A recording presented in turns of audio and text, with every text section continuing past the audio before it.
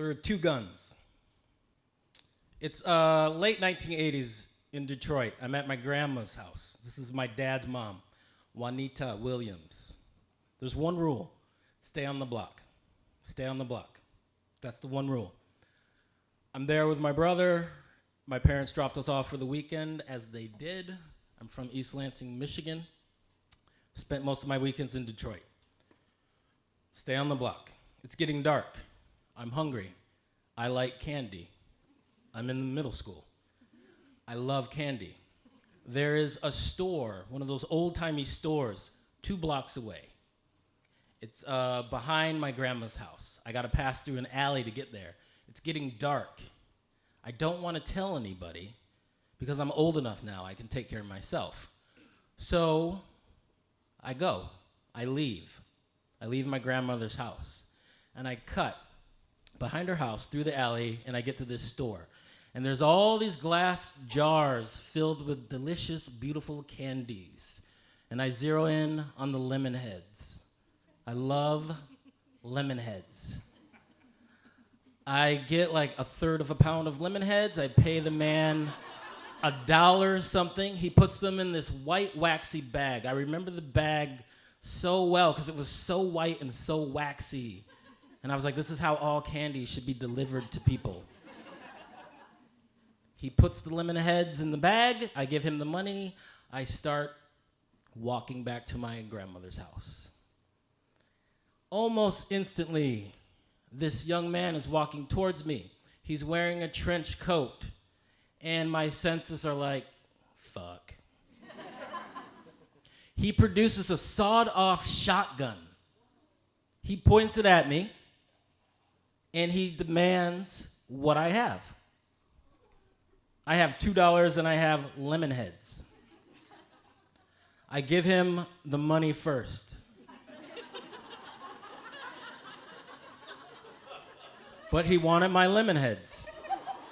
He looks like my cousin Javon, so it's oddly relaxing. It's calming to me. It's getting darker. So I give this young man my lemon heads too. My mistake. It was a transaction. I'm not afraid. I made the mistake. He demanded the money. He demanded the candy. He has the gun. Here you go. I tell my brother, it's our secret. We never tell my parents. We never tell my grandmother. Second gun. I'm in high school. I'm a senior, East Lansing, Michigan. Me and 3 of my friends are on our way to a hockey game because our buddy plays hockey. We're driving, and it's Levon's car. Levon loved his bass.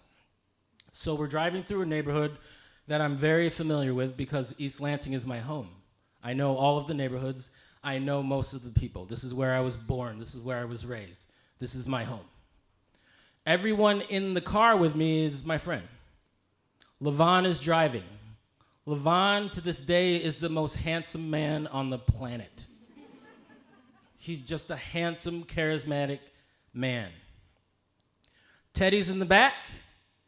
James is next to Teddy. We're on our way to pick up the second most handsome man I've ever known, Cheo Dabu Walker, who is 6'3" and just ripped. We played football together. Cheo was one of the smartest people I've ever known. He had it all. So we're on our way to pick him up. He's also the son of the principal at our high school. We get a flat tire on the way to his house in a neighborhood that I'm very comfortable with. Mrs. Henderson, who's this older woman, comes outside of her house. Are you boys okay?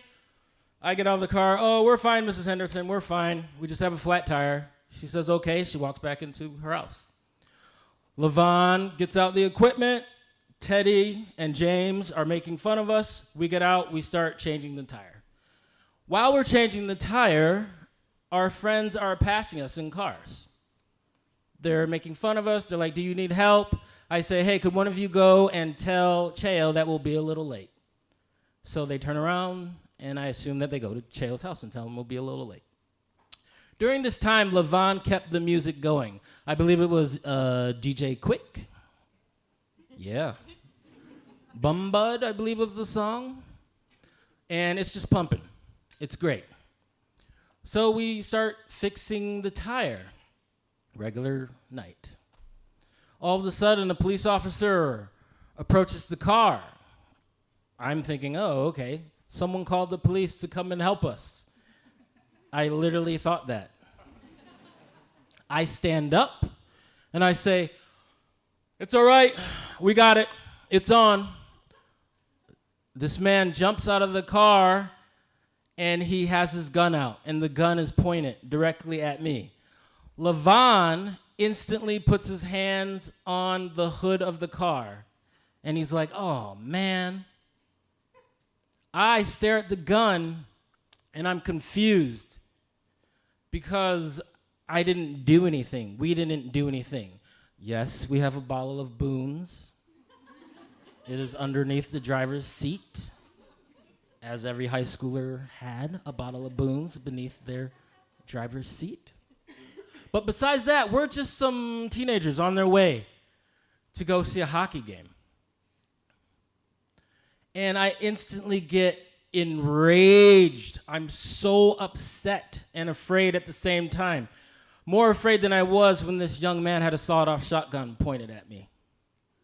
So I'm yelling at this police officer, but I'm staying still.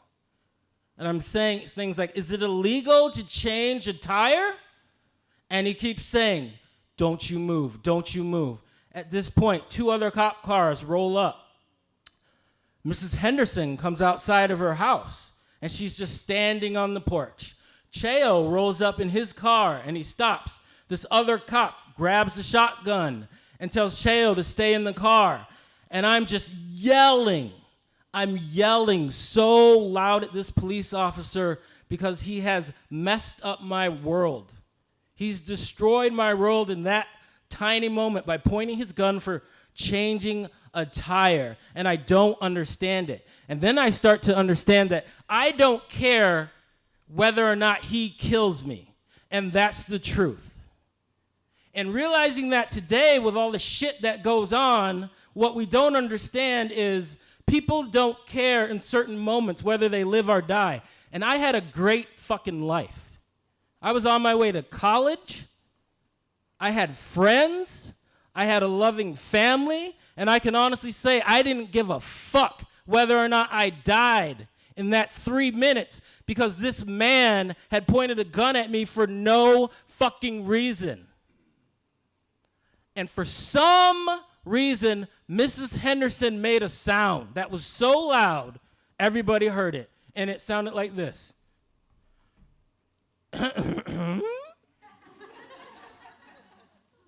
And it snapped me out of my current attitude, which was the attitude of, I don't give a fuck. And I just stopped talking. The police officer put his gun away. He got in the car. I asked for a badge number. I didn't get it. And we got in the car, and we went to the hockey game. And then we went to our parents' house, and we talked to our parents about it. My mom and dad started crying instantly.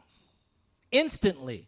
And all the lessons my dad had taught me were out the window. And I didn't understand what was going on inside of me because he had told me what to do, and I literally couldn't do it. I couldn't just sit there. I couldn't just sit there and take it because I was right and the cop was wrong.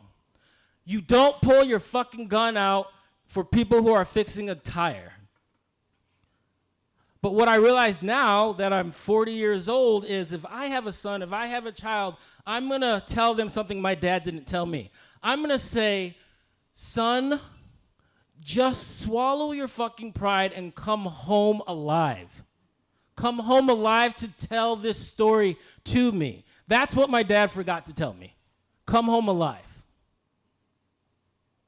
It horrifies me that in that moment I didn't give a fuck whether or not I lived or died. And luckily, this guy decided not to squeeze the trigger. Luckily. But I'm telling you, to this day, with everything that happens, I understand what goes on in someone's mind for those 10 seconds where you just don't care. And I didn't do anything wrong. I didn't threaten the police officer. He probably still could have shot me. So I just say to people now, come home alive. Tell your story. Be able to tell your story. Thank you.